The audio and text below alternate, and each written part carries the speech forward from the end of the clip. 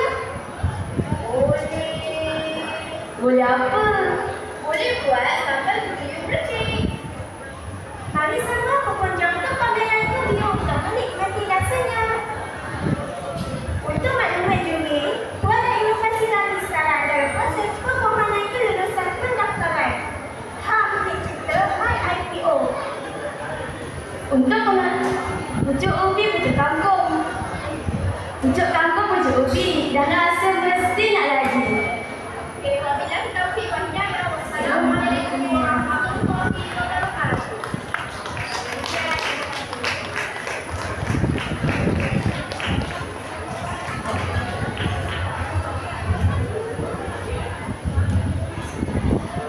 Inilah rasa anggota kami.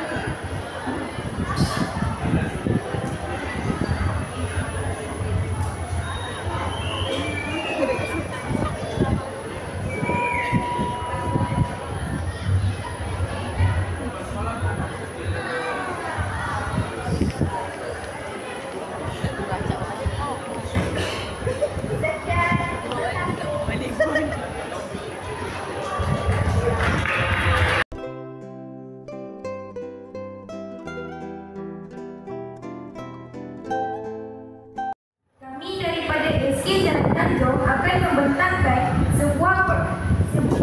akan menerangkan sebuah projek yang bertajuk Penghasilan Tanah Kompos. Hadirin sekalian, saya Nur Halili Adra akan menerangkan tentang pengomposan. Pengomposan ialah satu proses penguraian sisa bahan organik yang dilakukan oleh mikroorganisma di dalam tanah. Hadirin sekalian, terdapat 3 jenis pengomposan. Yang pertama, aerokompost. Aerokompost adalah pengomposan yang menggunakan udara. Yang kedua, teknik pengomposan anaerob. Aerokompost adalah penguraian yang tidak menggunakan udara. Dan akhir sekali, vermikompost. Vermikompost adalah pengomposan yang menggunakan udara. Hadirin sekalian, apakah tujuan kita membuat tanah kompos? Kalau kita membuat tanah kompos, kita akan membuatkan pengajian sisa bahan organik. Terdapat banyak faedah yang kita dapat daripada membuat pengomposan. Antaranya ialah pertama, terdapat mengembalikan mutu dalam tanah. Kedua, terdapat memelihara alas kita dan air sendiri dapat meningkatkan hasil pertanian. Seterusnya, kami akan menunjukkan cara-cara pembuatan tanah kompos. Untuk pengetahuan adik sekalian, tanah kompos adalah tanah yang sudah bercampur dengan sisa bahan bahan yang digunakan untuk membuat tanah kompos yang pertama, bekas yang berlubang. Kalau di rumah tuan tiada bekas yang berlubang, tuan juga boleh menggunakan sampah tidak digunakan. Dan kita menggunakan sampah organik setiap hari. Yang kedua, tanah. Yang ketiga, sisa bahan organik seperti kulit bawang, sayur dan sisa sayur organik. Yang ketiga, bahan karbon seperti glycerin dan rumput. Langkah-langkah yang perlu kita buat ialah pertama, masukkan tanah.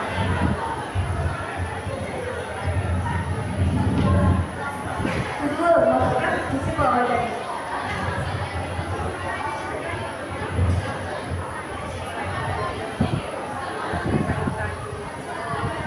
Ketiga, masukkan bahan karbon.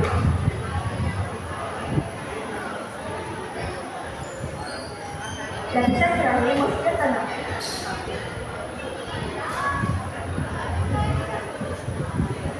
Kita juga boleh buat kompos setiap hari. Tempoh matang kompos ialah 6 bulan hingga setahun. Seperti yang dimaklumkan tadi, tanah kompos ini akan matang selepas 6 bulan hingga setahun. Hadirin sekalian, terdapat banyak cara kita membuat pengomposan secara elok. Antaranya ialah dengan menggunakan tong sampah yang berlubang tetapi tidak perlu ditutup kerana pengomposan elok menggunakan gaya dan air. Yang kedua, dengan cara mengorek lubang di kawasan tanah ataupun wastage. Dan air sekali dengan melogokan sisa bahan organik dan penyidik. Ada beberapa kelemahan pengomposan secara elok. Pertama, jika kita kekurangan bahan karbon seperti daun kering dan rumput, tanah kompos akan tercemar dan berbau busuk. Kedua, pengomposan secara elok tidak sesuai dibuat di rumah flat kerana kawasan yang agak perhai. Hadirin sekalian, fakta yang saya peroleh daripada laman web rasmi Majlis Perkhidmatan Negara pada tahun 2022 Negara kita, Malaysia, sudah menghasilkan kira-kira 36 liputan sampah dalam sehari. Jika penduduk Malaysia melakukan pengkosan daripada rumah masing-masing, ia dapat membantu sedikit sebanyak pengurangan sampahan organik dan mengurangi alam sekitar. Sekian, terima kasih.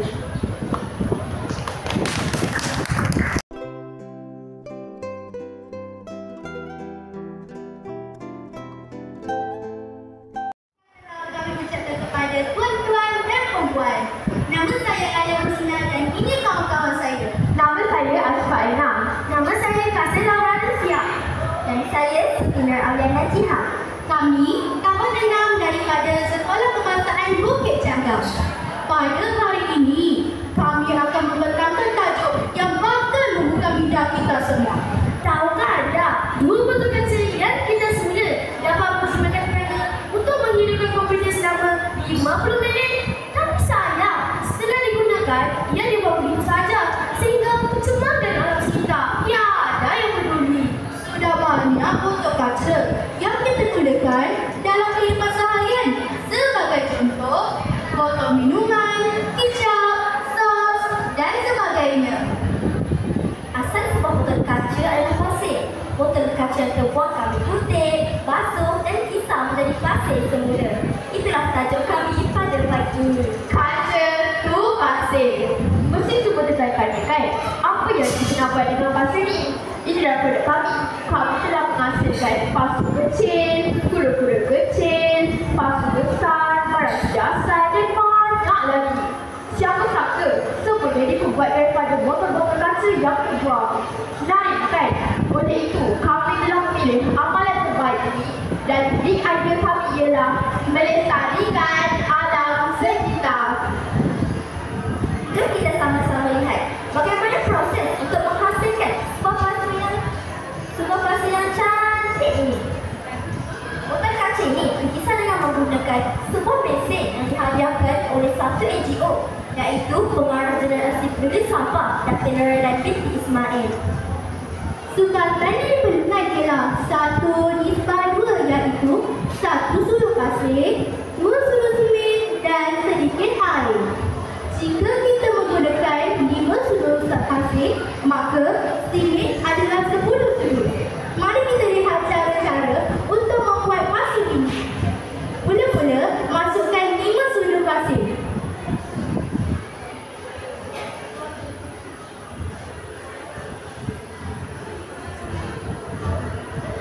Kemudian, masukkan 10 suluh semen.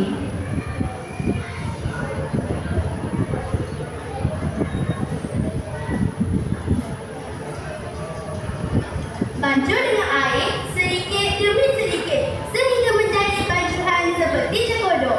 Selepas itu, masukkan di dalam acuan yang terkering selama 24 jam. Keluarkan daripada acuan setelah kering dan boleh mencorak mengikut kreativiti masing-masing.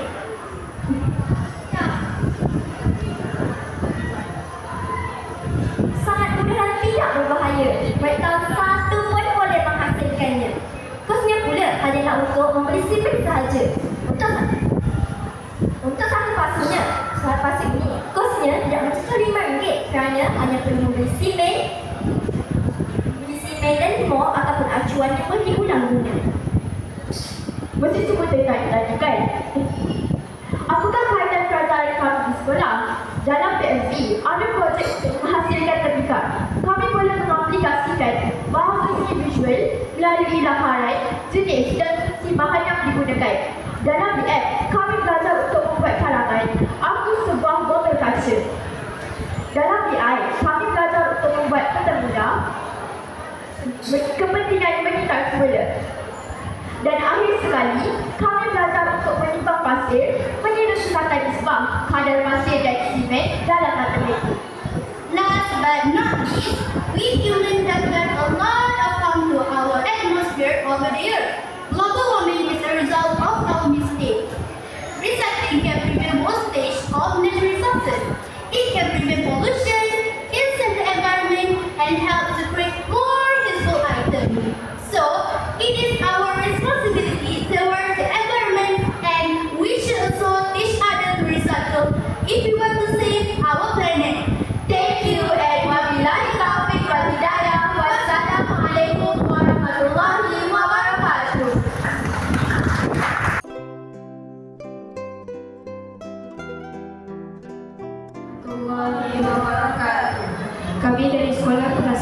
Ken ingin membentangkan tentang inovasi KMR. Inovasi KMR yang sekolah kami hasilkan ialah rumah hijau dengan menggunakan pemasan digital pembacaan tanaman cili baru. Ini ialah proses pembinaan rumah hijau sekolah kami. Yang pertama, kami meratakan tempat untuk membina rangka rumah hijau itu. Kemudian kami membina rangka rumah hijau itu menggunakan besi. Gambaran yang ketiga ialah kami membalut rangka rumah hijau itu menggunakan jaring yang berwarna hijau. Ini ialah gambar pandangan hadapan rumah hijau sekolah kami. Gambaran yang kelima ialah gambar pandangan di dalam rumah hijau sekolah kami. Kami menyediakan rak besi untuk meletakkan polybag di atasnya. Gambar yang ke-6 ialah hasil terakhir rumah hijau sekolah kami.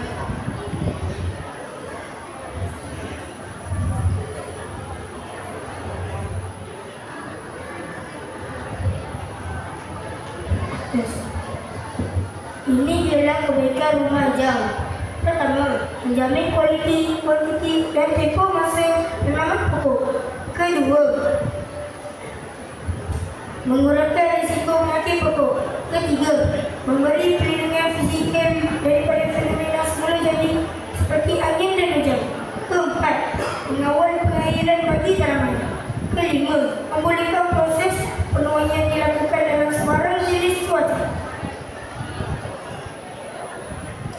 Ini permasalahan yang kami hadapi ketika membina rumah hijau itu. Yang pertama, kekurangan masa untuk menyiram dan membaca tanaman. Yang kedua, nisbah baja dan air yang tidak seragam jika diberikan secara manual. Secara masa. Ini ialah penyelesaian bagi permasalahan yang kami hadapi.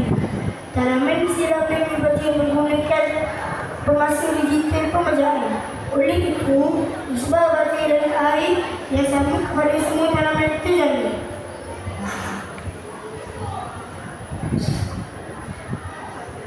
Ini ialah kebaikan pembacaan pemasan digital bajet ini. Bajet ini diberikan mengikut jadual, mampu menjimatkan kos bajet dan meningkatkan penghasilan pokok mengikut usia ini.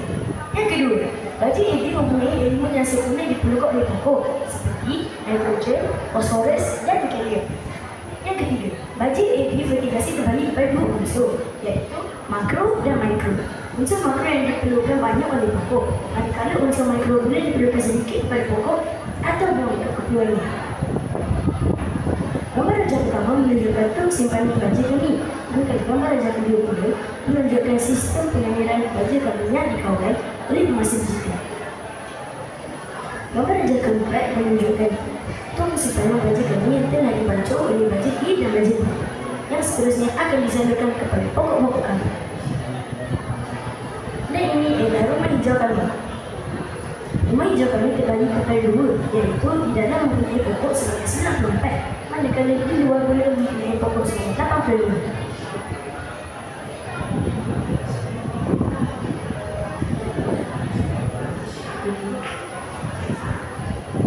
Berikut ialah jadual pembacaan bagi pokok cili baru kami.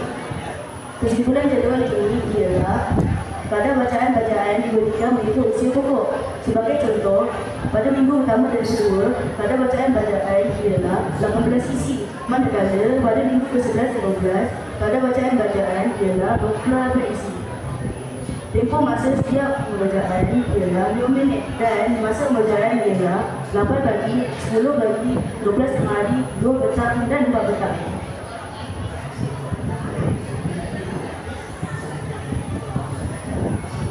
Ini adalah projek KMR yang kami hasilkan.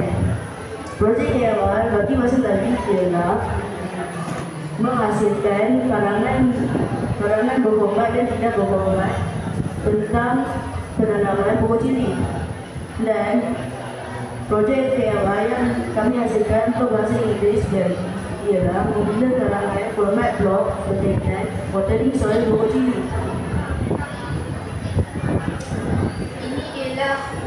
Projek yang kami buat untuk sains dan matematik. sains di tahun 6. Faktor persaingan antara tumbuhan pokok cili. Manakala tahun 4 mengenal bahagian-bahagian pokok cili. Untuk matematik pula, untuk rugi jualan pokok cili.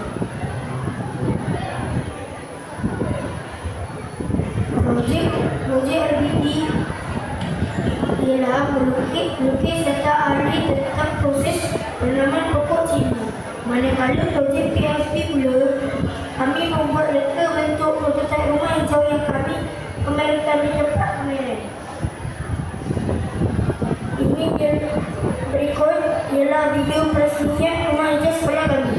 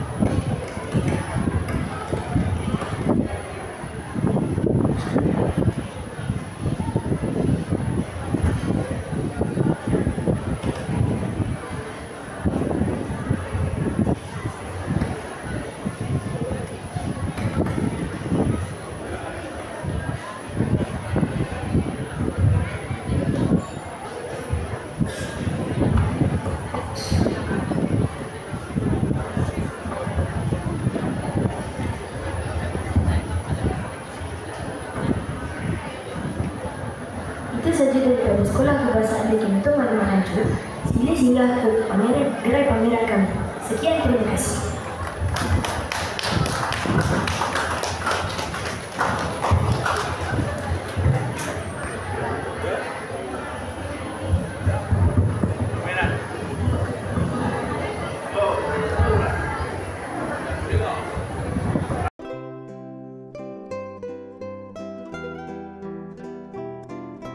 Sejahtera. Nama saya Hanas dan ini rakan-rakan saya, Hanas, Iman dan Izian. Hari ini, saya dan rakan-rakan ingin memperkenalkan satu tema inovasi hebat dari Sekolah Kebangsaan Putrajaya P18 iaitu Projek Digital Animation Storytelling. Projek ini bertujuan meningkatkan kemahiran penutur murid melalui kaedah penceritaan digital yang interaktif dan menyeronokkan. Bertemakan sains dan teknologi, ia bukan sahaja mengasah kreativiti murid, tetapi juga membentuk keyakinan mereka dalam menyampaikan idea dengan lebih berkesan. Mari kita sama-sama menyokong inisiatif ini untuk melahirkan generasi yang jeli teknologi dan mahir berkomunikasi. Hari ini, saya ingin menekankan kekuatan luar biasa projek KMR SKP18 dengan berteraskan pembudayaan teknologi digital di sekolah. Ini selari dengan era pendidikan masa kini, di mana teknologi memainkan peranan penting dalam membentuk generasi berwawasan. Program KMR ini membawa kelainan dan nilai integrasi teknologi yang nyata kepada JP dan PTP, di mana produk digital ini menonjol berbanding projek tradisional. Satu lagi kelebihan utama ialah kos sifat yang menjadikan projek ini praktikal dan berdaya saing. KMR juga boleh dijadikan sumber bahan PDPC yang selama digunakan tanpa risiko kerosakan berbanding projek berasaskan bahan fizikal. Tambah pula, KMR ini telah berjaya mendapat tempat dalam pertandingan dengan sesuai digunakan secara holistik, membuktikan keberkesanannya dalam pendidikan. Di samping itu, projek ini mencungkil kecerdasan berbagai murid, sekaligus meningkatkan motivasi mereka untuk terus maju dalam pendidikan. KMR SKP18 bukan sekadar projek, ia adalah langkah progresif menuju pendidikan masa depan. Dengan projek KMR ini, kami telah mengharumkan nama baik sekolah sebanyak 3 kali, iaitu 2 peringkat kebangsaan dan 1 peringkat nasional. Projek kami ini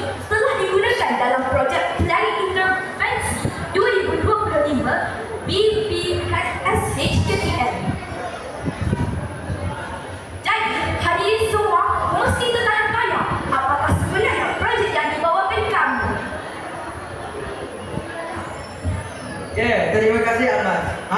Jom saya ringkaskan bagaimana projek ini. Saya dengan sukacitanya ingin berkongsi mengenai projek inovatif yang dijalankan di Sekolah Kebangsaan Putrajaya Pesing 181, iaitu Digital Animation Storytelling. Projek ini mengintegrasikan subjek bahasa Melayu sebagai PID, sains, RPT dan perintah seni visual untuk meningkatkan kemahiran bertutur murid dan melalui pendekatan teknologi. Fokus utama projek ini adalah membantu murid-murid tahun 5 yang mempunyai tahap penguasaan kemahiran mendengar bertutur yang lemah, tetapi minat yang dalam seni visual, sains dan teknologi. Dengan menggunakan animasi digital sebagai alat, murid diberi peluang untuk berinteraksi dengan cerita-cerita yang mereka reka sendiri. Proses ini berangsur pelbagai kecerdasan seperti visual, verbal, interpersonal dan intrapersonal yang semuanya penting dalam perkembangan komunikasi. Projek ini bukan sahaja meningkatkan kemahiran bertutur, malah membantu murid membina keyakinan diri melalui teknologi yang kreatif dan menyeronokkan. Selain itu, murid akan diberi peluang untuk bereksperimen dan bekerjasama dalam kumpulan, memperkukuh kecakapan mereka dalam kolaborasi serta teknologi animasi. Dengan pendekatan ini, projek ini berhasrat untuk melahirkan murid yang lebih celik, teknologi dan mahir berkomunikasi dalam berbagai bidang. Berkait daripada apa yang diperkatakan rakan saya tadi, dalam kata mudah, isunya adalah kerana cabaran utama yang mendorong kami memperkenalkan projek AMR SKPP 181. Kami menyedari bahawa ramai murid yang mempunyai kecerdasan visual, intrapersonal dan yang bersifat introvert sering menghadapi kesukaran dalam kemahiran bertutur. Mereka mungkin hebat dalam visualisasi, pandai memahami diri sendiri, tapi apabila berhadapan dengan komunikasi lisan, mereka merasa kurang yakin dan berasa tertekan. Projek AMR ini hadir sebagai penyelesaian inovatif bagi isu ini. Dengan menggunakan pendekatan digital animation storytelling, murid-murid ini boleh mengekspresikan idea dengan cerita mereka melalui medium visual dan digital. Animasi digital memberi ruang kepada mereka untuk menyusun pemikiran mereka dengan cara lebih baik, memupuk keyakinan bertutur secara beransur-ansur. Kaedah ini membolehkan mereka membina komunikasi yang lebih baik tanpa rasa terbeban atau hilang keyakinan diri. Projek ini berpusatkan pada big idea digital animation storytelling, meningkatkan kemahiran bertutur. Dengan menggunakan animasi digital sebagai platform, kami memberikan murid peluang untuk bukan sahaja menyampaikan cerita, tetapi juga mengasah kemahiran bertutur mereka secara kreatif dan berkesan.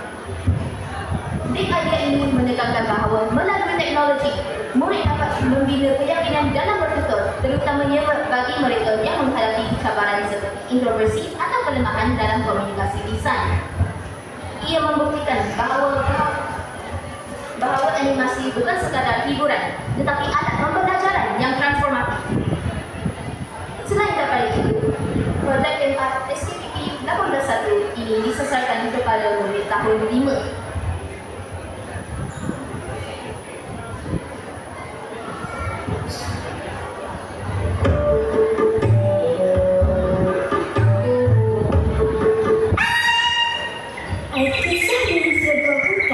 Hampiran di sawah padi terdapat berbagai kehidupan di situ.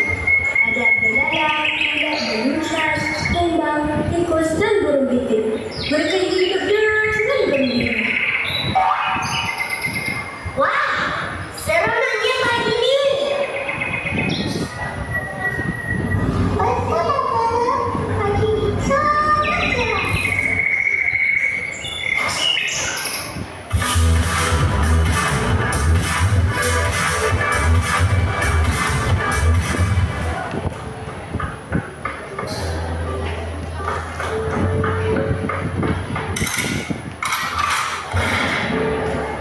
Akulah Berawati dalam tubuh Tuan aku.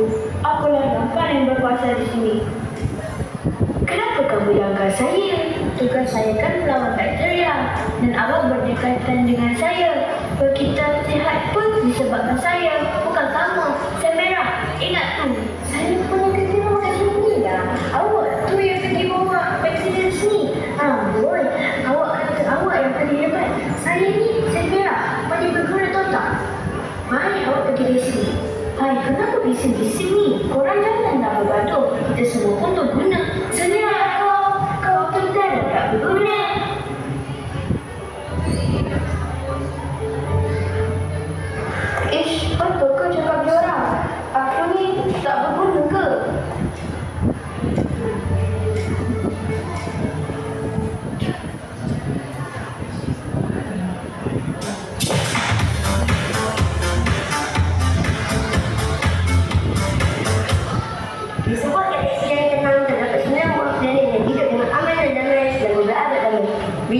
Mercury, Uranus, Jupiter, Saturn, Neptune, Bumi dan Mars.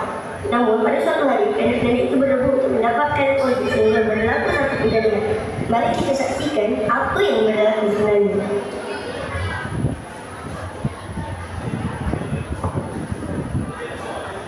As shown in the video, like I said, projek ini disasarkan kepada murid tahun 5, terutamanya mereka yang mempunyai kecerdasan visual, intrapersonal dan yang bersifat introvert. Di dalam kelas, kami mendapati bahawa murid-murid ini cemerlang dalam pelbagai bidang, namun mereka sering menghadapi cabaran dalam kemahiran bertutur. Walaupun begitu, mereka menunjukkan minat yang mendalam terhadap subjek sains, pendidikan seni visual dan teknologi maklumat dan komunikasi ataupun PMP atau RBT.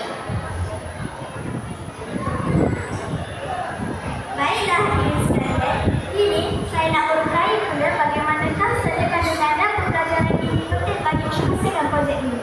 Standard kandungan pembelajaran adalah rangka penting yang membimbing pelaksanaan aktiviti dalam projek ini, merangkumi pelbagai mata pelajaran yang berkaitan. Projek KMR ini mengintegrasikan 4 bidang utama seperti berikut. Mata pelajaran yang pertama, hidup, bertutur untuk menyampaikan maklumat dan idea bagi pelbagai tujuan. Fokus utama projek ini adalah untuk membantu murid meningkatkan kemahiran. Mata pelajaran yang kedua pula adalah kemandirian spesies haiwan. Topik ini menekankan aspek sains, di mana murid mempelajari tentang kemandirian spesies haiwan. Mata pelajaran yang ketiga pula, penghasilan karya kreatif. Dalam pendidikan seni visual, murid diajar menghasilkan karya kreatif menggunakan teknologi digital. Dan mata pelajaran yang keempat, asas reka bentuk pengacaraan. Untuk subjek teknologi maklumat dan komunikasi, murid diperkenalkan dengan asas pengacaraan dalam menghasilkan animasi. Kesimpulannya, standard kandungan dan kandungan ini menghasilkan setiap aspek pendidikan dirangkumi secara holistik dalam projek KMR, menggabungkan kemahiran bertutur, pengetahuan sains, kreativiti seni dan teknologi. Hadirin yang dihormati sekalian, hari ini saya dengan penuh bangga ingin memperkenalkan sebuah projek yang telah mengharumkan nama Sekolah Kebangsaan Putrajaya FC 181 di peringkat nasional.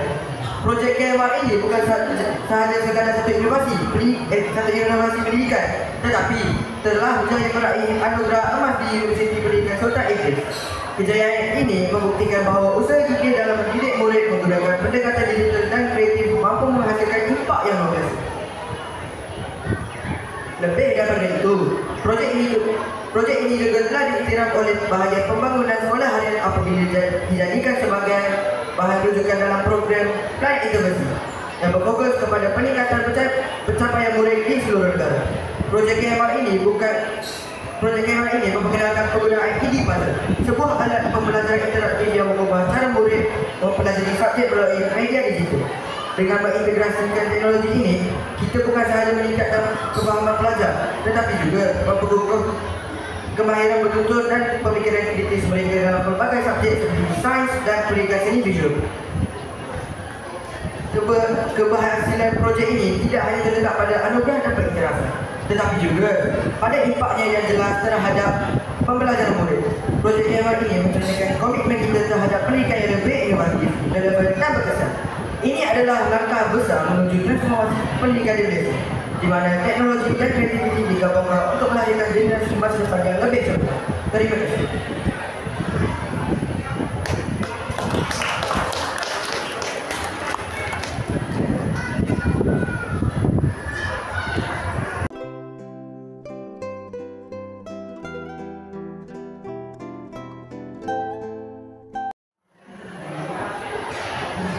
Saya Fadil dari kelas PPR SD Teluk Pang Negara.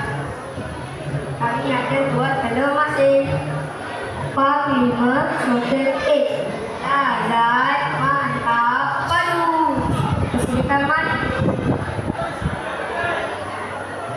Assalamualaikum. Nama saya Islam Isha. Ini contoh makanan yang ada telur masin, nasi kerabu, bubur nasi dan merangkap air garam. Langkah pertama, cuci telur bersih-bersih.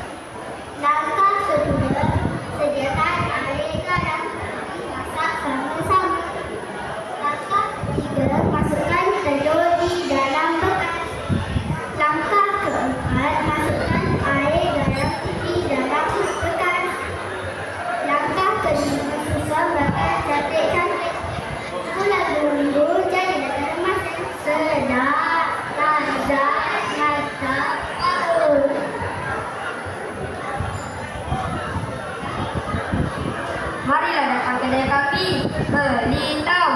Ada telur itik segar, telur masin, bubur, sedap, lezat, mantap, padu. Bye, jangan lupa datang kedai kami tahu.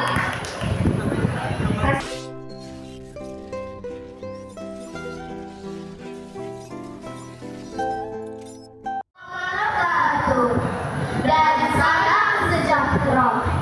Para hakim yang arif lagi bijaksana dan para penonton sekalian, kami dari SK Bandar Banting ingin membentangkan projek inovasi KMR-PBS STEM yang bertajuk Kereta Safa.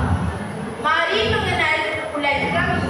Saya Ainul Mariam binti Maliki. Saya Dian Hana Mara binti Muhammad Al-Syafiq. Saya Davina Rafika Imtiaz binti Syahrizal. Dan saya Bersyasha Sultana binti Umar Bahir. Subjek utama iaitu tuan rumah sains. Subjek sampingan iaitu utama matematik, PSB dan RBP. Dalam sains, boleh ada aneka penerangan dan bersoal jawab dengan info tentang sumber penelitian.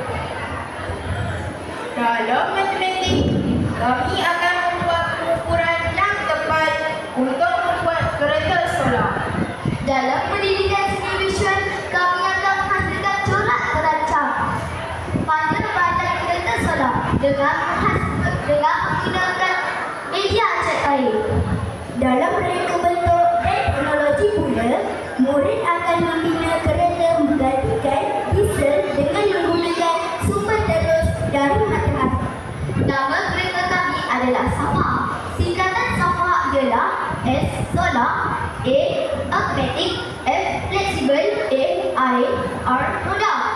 Safa juga merupakan perkataan bahasa Arab yang bermaksud perjalanan atau bergerak. Komponen kereta Safa terbagi kepada 4. Yang pertama kipas, yang kedua polistik, yang ketiga panel solar, yang keempat roda. Seterusnya, ukuran kereta Safa. Tinggi kereta Safa 9 cm, lebar kereta Safa 11 cm dan panjang kereta Safa 30 cm. Inilah baba-baba ketika membuat kereta Safa. Pertama, mengukur. Kedua, melakar. Ketiga, memotong. Keempat, mencantum. Fungsi kereta Safa terbagi kepada yang pertama, mampu bergerak di atas darat. Yang kedua, mampu bergerak di atas air. Mari menonton video kereta Safa yang mampu bergerak di atas darat.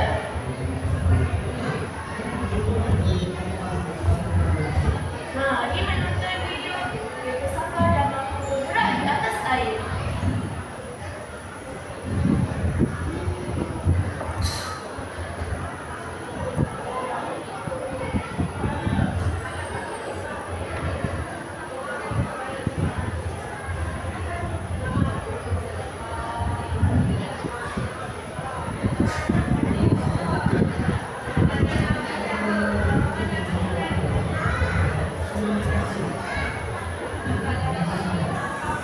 Kelebihan kereta Safa. Pertama, menggunakan tenaga solar. Kedua, mampu bergerak di atas dua keadaan. Ketiga, merupakan kereta pada sendiri. Kelebihan yang pertama, menggunakan tenaga solar.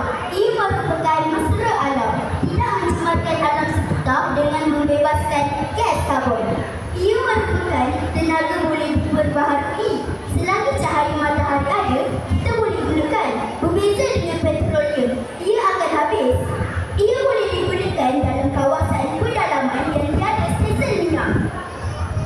Kereta Safa mampu bergerak di atas dua keadaan. Dikenali sebagai kenderaan amfibia. Pertama, dapat pergi tempat yang agak susah untuk dipergi, seperti kawasan pedalaman yang perlu melalui air dan darat. Kedua, dapat digunakan dalam keadaan kecemasan, seperti ketika banjir atau bencana alam. Ketiga, dapat memberikan pengalaman yang unik dan menyeronokkan. Kelebihan yang terakhir ialah merupakan kereta pandu sendiri. Dikenali juga sebagai kereta autonomi dan memerlukan kebijaksanaan kecerdasan buatan AI. Pertama, dapat mengelakkan kesesakan lalu lintas kerana ketepatan pengiraan driving oleh AI. Kedua, dapat mengurangkan kemalangan jalan raya kerana mempunyai sensor yang canggih dan bertindak lebih pantas dari manusia biasa. Seterusnya, perubahan tenaga yang berlaku. Apabila tenaga